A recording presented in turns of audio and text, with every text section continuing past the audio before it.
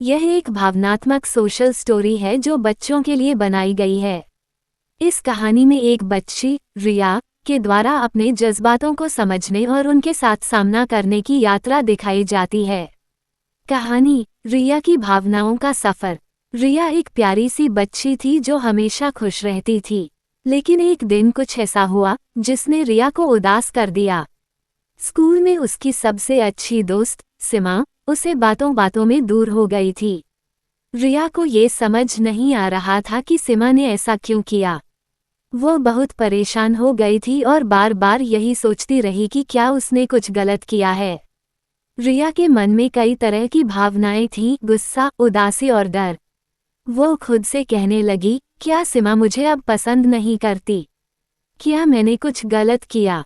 उसके माता पिता ने उसकी परेशानी देखी और एक दिन उसे अपने पास बुलाया। क्या हुआ रिया, तुम क्यों उदास हो? माँ ने प्यार से पूछा। रिया ने सिर झुकाकर कहा, माँ, सिमा ने मुझसे बात नहीं की। मुझे लगता है मैंने कुछ गलत किया। माँ ने मुस्कुराते हुए कहा, रिया, कभी कभी लोग अपनी भावनाओं के बारे में सही से नहीं समझ पाते। हो सकता है सिमा को भी कुछ परेशानी हो और वो तुम्हें इसके बारे में बताने की जगह चुप रहती हो। यह जरूरी नहीं कि तुमने कुछ गलत किया हो। रिया ने माँ की बातों को सुना और फिर वह सोचने लगी, अगर सिमा को कोई परेशानी है तो मैं उसकी मदद क्यों नहीं कर सकती। उसने तय किया कि वह सिमा से बातचीत करेगी और उसके बारे में पूछेगी। अगले दिन रिया ने सिमा से कहा, क्या तुम ठीक हो? मुझे तुम्हारे साथ कुछ अजीब सा लग रहा है, क्या सब कुछ ठीक है? सिमा ने रिया की आंखों में देखा और फिर धीरे धीरे कहा, मुझे तुम्हारे साथ कुछ समय चाहिए था।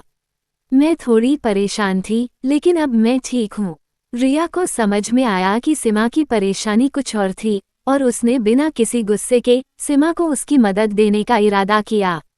सीख, कभी कभी हमारी भावनाएं हमें डर या गुस्सा दे सकती हैं, लेकिन जब हम अपनी भावनाओं को सही तरीके से समझते हैं और उनसे निपटते हैं तो हम समस्याओं का हल ढूंढ सकते हैं। यह ज़रूरी है कि हम अपने दोस्तों से बात करें और एक दूसरे की भावनाओं को समझें।